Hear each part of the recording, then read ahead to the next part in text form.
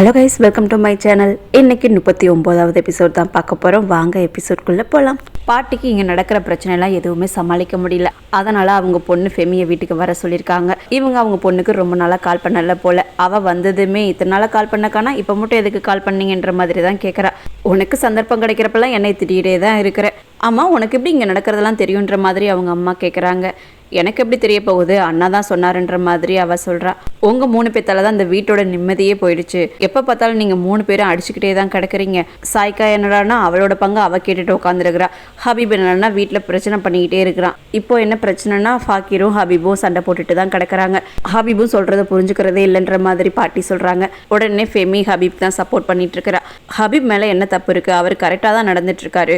ஜஹீர் அண்ணா இறந்ததுக்கப்புறம் ஹபீப் அண்ணா தானே அதை பார்த்துக்கணுன்ற மாதிரி அவங்க பொண்ணு சொல்கிறாங்க. ஹபீப் இப்போதைக்கு வேணா அந்த பிஸ்னஸை பார்த்துக்கலாம், ஆனால் அது என்னைக்கா இருந்தாலும் ஃபாக்கிருக்குதான்ற மாதிரி பாட்டி சொல்கிறாங்க. யாராச்சும் இவ்வளோ சின்ன பையன்கிட்ட போய் பிஸ்னஸை கொடுப்பாங்களா?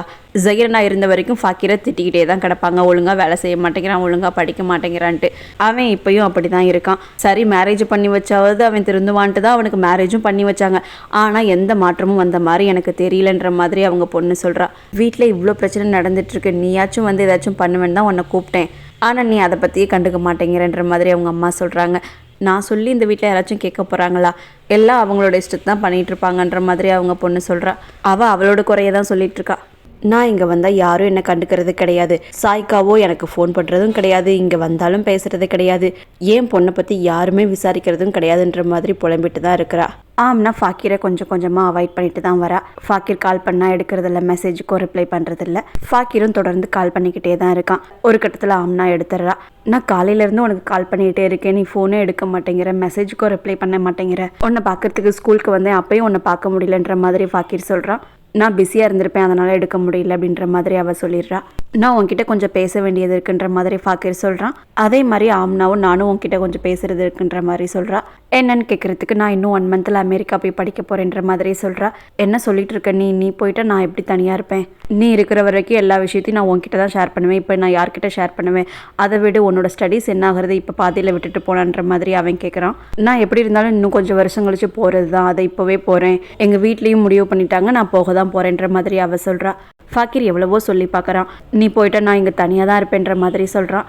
நீ ஏன் தனியாக இருக்கணும், உனக்கு உன்னோட ஒய்ஃப் இருக்கா கூட, அதுவும் இல்லாமல் உன் ஃபேமிலி உன் கூட தான் இருக்குது, நீ தனியாக இருக்க மாட்டேன், எனக்கு கொஞ்சம் டைம் கூட உன்னை புரிஞ்சுக்கிறதுக்காக, அதுக்கப்புறம் எல்லாம் சரியாக போயிடும், எங்கள் அப்பா கூப்பிட்றாங்கன்ட்டு உடனே ஃபோனை வச்சிட்றா. அவளும் ரொம்ப கஷ்டப்பட்டு தான் இந்த விஷயத்தை ஃபாக்கிர் கிட்ட சொல்லியிருக்கா. போலீஸ்கார் ரஹீலா கிட்ட அமௌண்ட் கேட்டிருந்தாருல்ல, அந்த அமௌண்ட்டை ரஹீலாவும் ரெடி பண்ணிட்டா. அதை கொடுக்கறதுக்காக தான் போலீஸை வர சொல்லியிருக்கா. அந்த போலீஸ்கார் என்னை வீட்டுக்கே வர சொல்லியிருக்கலாமே, ஏன் ஹோட்டலுக்கு போய் வர சொன்னீங்க அப்படின்ற மாதிரி அவர் கேட்குறாரு. நான் ஆல்ரெடி சொல்லியிருக்கேன்ல, என்னோடய வீட்டுக்கார் அங்கே வருவார், அங்கெல்லாம் நீங்கள் வரக்கூடாது, உங்களுக்கு எதுவாக இருந்தாலும் எனக்கு கால் மட்டும் பண்ணுங்கன்ற மாதிரி அவள் சொல்கிறா. அப்புறம் ரெடி பண்ண அமௌண்ட்டை அவர்கிட்ட கொடுத்துட்றா.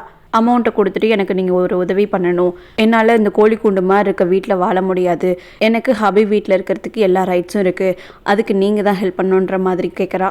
அவரும் ஹெல்ப் பண்ணுறேன்ட்டு சொல்லிடுறாரு. ரஹீலா இதுக்கெல்லாம் ஒரு பிளான் வச்சுருப்பா போல், அதை அவர்கிட்ட சொல்லிகிட்டு இருக்கா. ஃபாக்கிர் மறுபடியும் ஆம்னாவுக்கு கால் பண்ணிட்டு தான் இருக்கான். ஆனால் ஆம்னா கால் அட்டன் பண்ணவே இல்லை. அந்த நேரத்தில் ஆனி மாடிக்கு வரா. ஏன் என்னாச்சும் ஒரு மாதிரியாக இருக்குன்ற மாதிரி ஆனி கேட்குறா. அதெல்லாம் எதுவும் கிடையாதுன்ற மாதிரி அவன் சொல்கிறான். நீ யாருக்கும் கால் பண்ணிகிட்டே தானே இருந்த, என்னன்னு கேட்டால் சொல்ல மாட்டேங்கிறன்ற மாதிரி அவள் கேட்குறா. உன்கிட்ட எல்லாத்தையும் சொல்லிட்டு இருக்க முடியாது, நீ என்னை பற்றி கேர் பண்ணாமல் உன் வேலையை மட்டும் பாருன்ற மாதிரி அவன் சொல்லிடுறான். நான் ஒன்றும் உன்னை பார்த்துக்கிறதுக்காக வரல, சாப்பாடு ரெடி ஆயிடுச்சு, உன்னை சாப்பிட கூப்பிட்றாங்கன்னு சொல்கிறதுக்கு தான் வந்தேன்ற மாதிரி அவள் சொல்கிறா. எனக்கு சாப்பாடெலாம் எதுவும் வேணாம், நான் வெளியே போகிறேன்ற மாதிரி சொல்லிட்டு ஃபாக்கிர் கிளம்பிடுறான். ஆனி கீழே போய் ஃபாக்கிர் வரல, ஃபாக்கிர் எங்கேயோ கிளம்பிட்டான்ற மாதிரி சொல்கிறா. எங்கே போனால் என்னன்னு ஒன்று தெரியாதுன்ற மாதிரி சாமினா கேட்குறாங்க. இல்லை, என்கிட்ட எதுவும் சொல்லன்ற மாதிரி சொல்லிடுறா. ஹபீப் இதெல்லாம் கேட்டுகிட்டே இருந்துட்டு அவங்க அம்மா கிட்ட, பார்த்தீங்களாம்மா இந்த வீட்டோட ரூல்ஸ்லாம் மாறிக்கிட்டே இருக்குது, எல்லாரும் ஒன்றா உட்காந்து தானே சாப்பிடணும், இப்போ அவன் சொல்லாமல் இல்லாமல் கூட வெளியே போயிட்டான், எப்போ வருவானும் தெரியாது, எப்படி நடந்துட்டுருக்கான்னு பாருங்கம்மான்ற மாதிரி அவங்க அம்மா கிட்ட சொல்கிறாரு. ஃபாக்கிருக்கு இந்த வீட்டை பற்றி நல்லாவே தெரியும், இந்த வீட்டோட ரூல்ஸ்லாம் ஃபாக்கிர் ஃபாலோ பண்ணிட்டு தான் இருக்கான், ஏதாவது அவசரமான வேலையாக இருக்கும், அதான் சொல்லாமல் போயிட்டான்ற மாதிரி சமீனா சொல்கிறாங்க. உடனே பாட்டி சமீனாவை தான் திட்டுறாங்க. சாப்பிட்றத விட முக்கியமான வேலை என்ன இருக்க போகுது, அவன் ஜஹீரோட பையன், ஜஹீர் மாதிரி தான் அவனும் நடந்துக்கணும், இது மாதிரிலாம் இப்படி நடந்துக்க கூடாதுன்ற மாதிரி பாட்டி சொல்லிட்டு இருக்காங்க. ஹபீப் அதை இதையும் சொல்லிக்கிட்டே தான் தான் இருக்காரு மறுபடியும். உடனே ஆனி ஃபாக்கிர் இங்கே வரதான் கிளம்பிட்டு இருந்தாங்க, திடீர்னு கால் வந்துச்சு, அதனால தான் போயிட்டாங்க, இல்லைன்னா கண்டிப்பாக வந்து சாப்பிட்ருப்பாங்கன்ற மாதிரி ஆனி சொல்கிறா. அப்படி என்ன முக்கியமான வேலை, உங்ககிட்ட எந்த வேலைன்னு சொல்லிட்டு போனாங்கன்ற மாதிரி ஹபீப் கேட்குறாரு. இல்லை எனக்கு எதுவும் தெரியாதுன்ற மாதிரி ஆனி சொல்கிறா. எனக்கும் தான் பிஸ்னஸில் பல வேலை இருக்குது, நான் வந்து ஒன்றா உட்காந்து சாப்பிட்றேன்ல, இவன் எதையுமே ஃபாலோ பண்ணுறது கிடையாதுன்ற மாதிரி ஹபீப் திட்டிகிட்டு தான் இருக்காரு. சமீனா நீ தான் ஃபாக்கிர் கிட்ட சொல்லி புரிய வைக்கணும், அவனுக்கு ஆஃபீஸ் விஷயம் எவ்வளோ இம்பார்ட்டண்ட்டோ அதே மாதிரி தான் வீட்டையும் பார்த்துக்கணும், நீ இதை பற்றி அவன்கிட்ட பேசுன்ற மாதிரி பாட்டி சொல்கிறாங்க. சமீனா கம்மன் இருப்பாங்களா, ஃபைஸாவை எங்கே காணோம், அவளை நான் ரொம்ப நேரமாக பார்க்கவே இல்லையே, அவள் சாப்பிட வரலையான்ற மாதிரி சமீனா கேட்குறாங்க. ஹபீப் ஆயிஷா கிட்ட எங்கன்ட்டு கேட்குறாரு. அவள் தூங்கிட்டான்ற மாதிரி ஆயிஷா சொல்கிறாங்க. இதுக்கு மேலே ஹபீப் ஏதாச்சும் பேசுவாரா, பேசாமல் அமைதியாயிட்டாரு. ஃபாக்கிர் ஆம்னாவை பார்க்க தான் போயிருக்கான். ஆம்னாவுக்கு கால் பண்ணி நான் உன்கிட்ட கொஞ்சம் பேசணுன்ற மாதிரி சொல்லிட்டு இருக்கான். நான் தான் ஆல்ரெடி சொல்லிட்டேன்ல, எனக்கு நிறைய வேலை இருக்குது, பேச முடியாதுன்ற மாதிரி ஆம்னா சொல்கிறா. ஃபாக்கிர் நான் உன் வீட்டுக்கு வெளியே தான் இருக்கேன், நீ அமெரிக்கா போகிறது உனக்கு வேணால் சின்ன விஷயமா இருக்கலாம், எனக்கு அது ரொம்ப பெரிய விஷயமா இருக்குது, நான் உன்கிட்ட கொஞ்சம் பேசணும், வெளியே வான்ற மாதிரி சொல்கிறான். ஆம்னா சரி நான் வரேன்ற மாதிரி சொல்கிறா.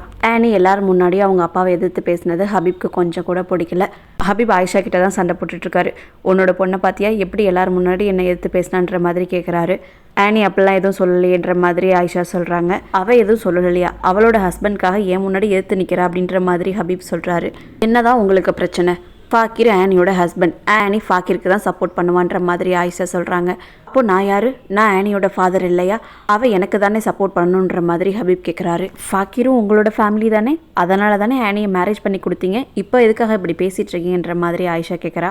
நான் எங்கள் அண்ணாவுக்காக மட்டும்தான் ஆனியை மேரேஜ் பண்ணி கொடுத்தேன், அவன் இப்படிலாம் மாறுவான்ட்டு எனக்கு தெரியாது, இன்றைக்கி என்னையே அவன் எதிர்த்து நிற்கிறான், நீ ஆனிக்கிட்ட சொல்லி வை, ஆனி எனக்கு மட்டும்தான் சப்போர்ட் பண்ணணும், அவங்க பேச்சை கேட்டு நடக்கக்கூடாதுன்ற மாதிரி ஹபீப் சொல்கிறாரு.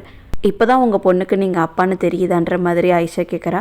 என்ன கிண்டல் அடிக்கிறியா, நான் உங்கள் எல்லாருக்கும் கெட்டவனா, அதானே, நீ என்கிட்ட அன்பாக இருந்திருந்தா நம்ம பொண்ணுங்களும் அன்பாக இருந்திருப்பாங்க, நீ அப்படி இல்லாததான் இதுக்கெல்லாம் காரணம், நான் அப்பாவா எந்த கடமையும் செஞ்சது இல்லையா, சொல்லுன்ற மாதிரி ஹபீப் கத்துறாரு. இவர் கத்திட்டு இருக்கும்போதே ஒரு கால் வருது. ரஹிலா தான் கால் பண்ணியிருப்பா போல். அவள் ஏதோ அழுதுகிட்டே இருக்கா. என்னாச்சு, ஏன் அலற, யார் உள்ளே வந்ததுன்ற மாதிரி அவர் கேட்குறாரு. ரஹிலா ஏதோ சொல்லியிருப்பா போல். உடனே ஃபோனை வச்சுட்டு நான் இப்போவே வரேன்ற மாதிரி கிளம்புறாரு. ஆயிஷா ஹபீபை விடாமல், இப்போ கால் பண்ணா பார்த்தீங்களா, இவ தான் எல்லாத்துக்கும் காரணம், இவளால் மட்டும்தான் நமக்குள்ளே சண்டை வந்துட்டுருக்குன்ற மாதிரி ஆயிஷா சொல்கிறாங்க. சும்மா நாடகம் போட்டுட்ருக்காத என் முன்னாடி அப்படின்ற மாதிரி ஹபீப் சொல்கிறாரு. எது, நான் நாடகம் போட்டுட்ருக்கேனா இல்லை அவள் நாடகம் போட்டுட்ருக்காளான்ற மாதிரி ஆயிஷா ஹபீபை விடாமல் கொஷின் கேட்டுகிட்டே இருக்கா. ஹபீப் ஒரு கட்டத்தில் ஆயிஷாவை தள்ளி விட்டு கிளம்பி போயிடுறாரு. ஆயிஷா என்ன பண்ணுவாங்க, எப்பவும் போல் ரொம்ப அழுதுகிட்டு தான் இருக்காங்க. இதோட இந்த எபிசோடை முடிச்சிட்டாங்க. நெக்ஸ்ட் எபிசோடில் சந்திப்போம். தேங்க்யூ ஃபார் வாட்சிங்.